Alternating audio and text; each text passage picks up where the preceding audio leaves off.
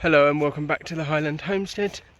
Well, last night was quite a late night. We were expecting some new additions anyway, but the new additions were delayed slightly due to the person bringing them having car issues. So I'm just walking up to them now.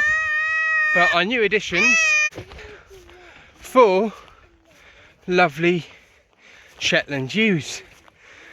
As you can see, our 3 males are in with them. So we've got our lamb at the back, just here. Then 2 wethers, which are the 2 back ones, the black one and the one just behind the other 2. And then we've got our 4 females. 1, 2, 3, 4. So they arrived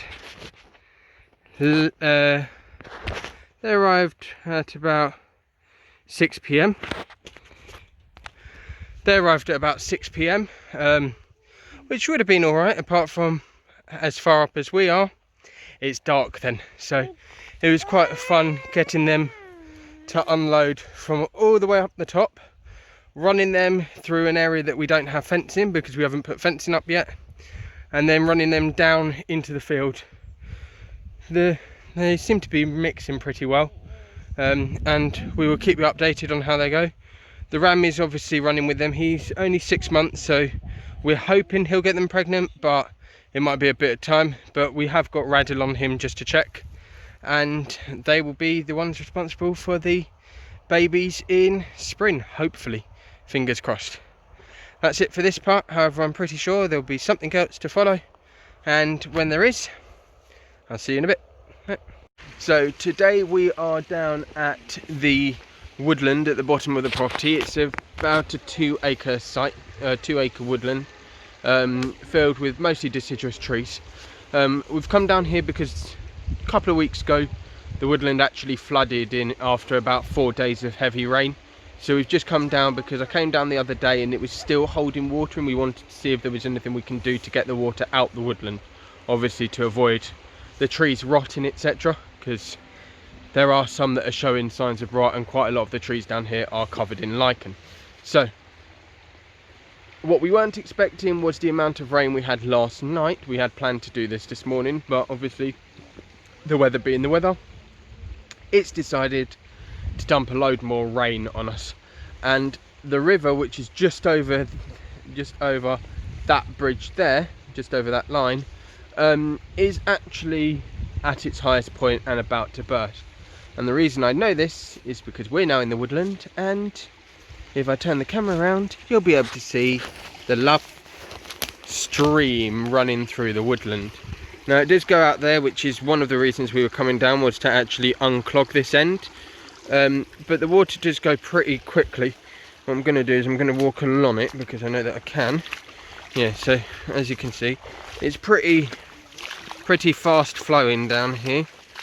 But as you can see, as I get closer up into the woodland, what we actually end up having is just a mountain of water, as you can see.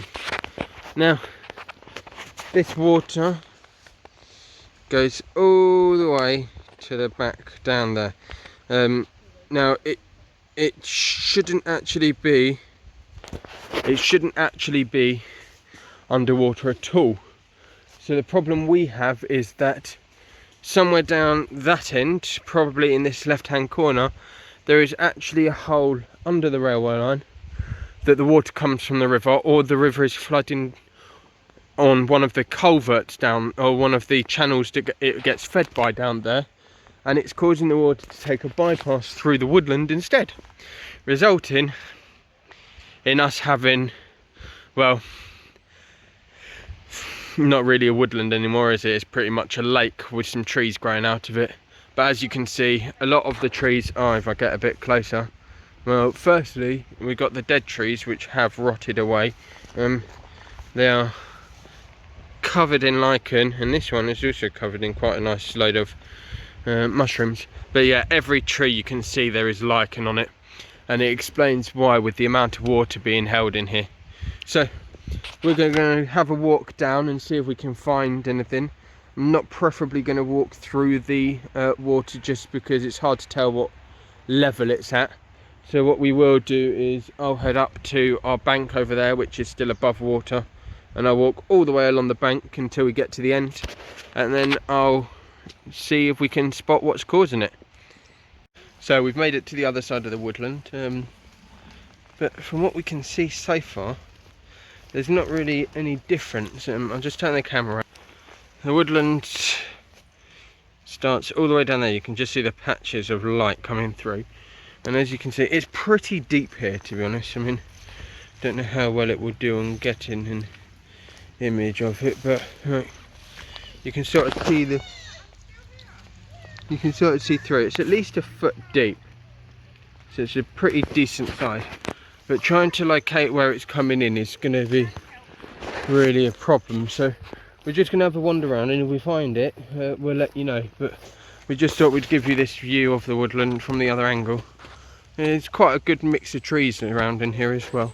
So it looks as though we found where the water is coming in from. So the neighbour's field, which is obviously separated by this fence, has a water channel that's meant to go out through under the railway line into the river just the other side of it. However, due to there being a clog in that exit way, all the water is actually being diverted back up via the fence line, and it's resulting in all the water flowing in here.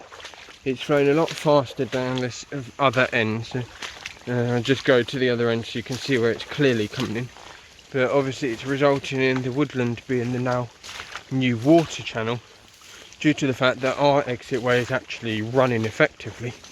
So just down this way is where the majority of the water, you can see it's starting to flow now. So just here is where most of the water is starting to come in. So you can see there's quite a lot of backlog to come through as well, and it's coming from all the way up the hill. So that's any water rushing off this area or our area or up in the woodland up the top, because we have drains running through, that's resulting in this massive amount of water actually coming through. And the only way it can get to the river is through the woodland. So that's going to be something that we're going to have to look at in terms of what we can do. Probably the last job we're going to have in the video this week. We are slightly through it, forgot to pick up the camera, and obviously partner suggested it might be worthwhile YouTubing this or videoing this just to update you guys as well. So as you saw in our introductory video, we have just a quick note with a beautiful rainbow just right at the end of the property. You can see where it touches down just about there. It's lovely. It's going the whole way across the sky over the land. But yeah, so we've got as you saw in the introductory video, we had the chickens and the ducks kept in separate pens.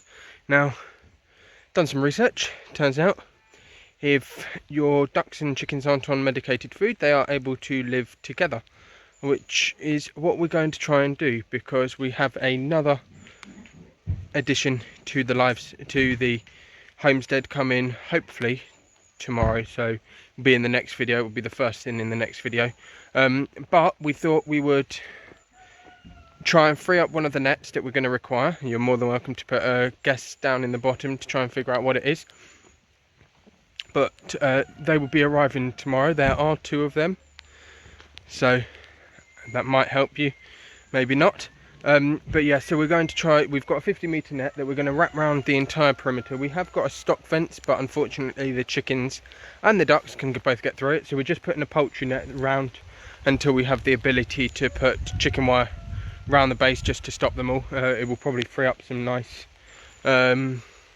stock fencing for us to use as well for other areas of the homestead. But yeah, so as you can see, my partner up there is just gathering in one of the nets, and I'm just extending the other net currently along the perimeter and all the way around. We've got, as you can see, it's a lovely day here. It's pissing it down with rain, hence why it's also sunny, hence why the rainbow.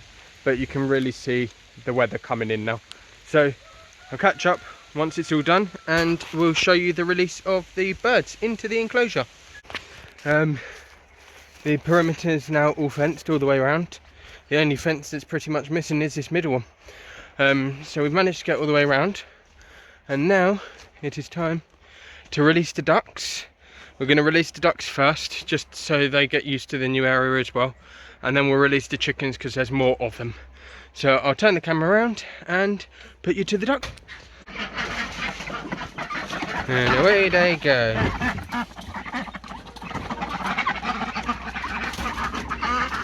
And off they go. Likelihood is they'll stay around the water, but they'll eventually realise they've got a bit more land to roam around. So off we go, and I think it's probably best to do the chickens now. I better pick up my gloves first. Don't want a chicken running around with one of them. Right, so let's see what the chickens do. Obviously it's coming close to night now, so they'll be going in a bit, so it's a short introduction with both of them living together, and hopefully they'll go to the right nest boxes tonight. Any second, here they come.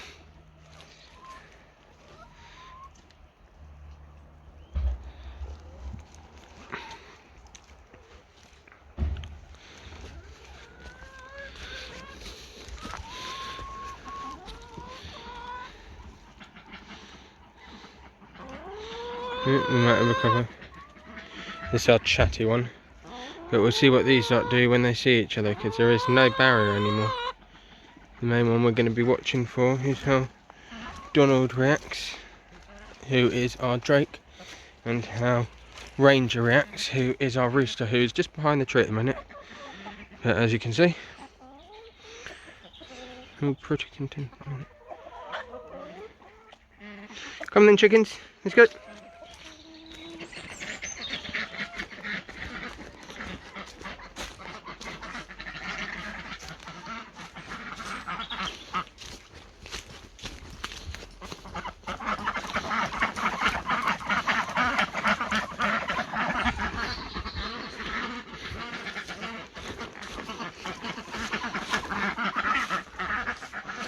And as you can see, away they go.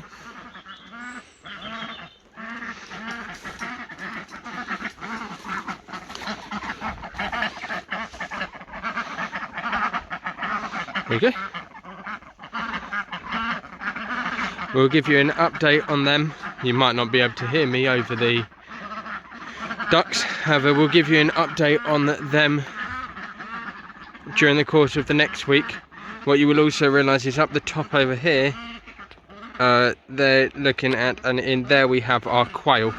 So they have never been able to get that close to the quail before either. So we shall leave them to it.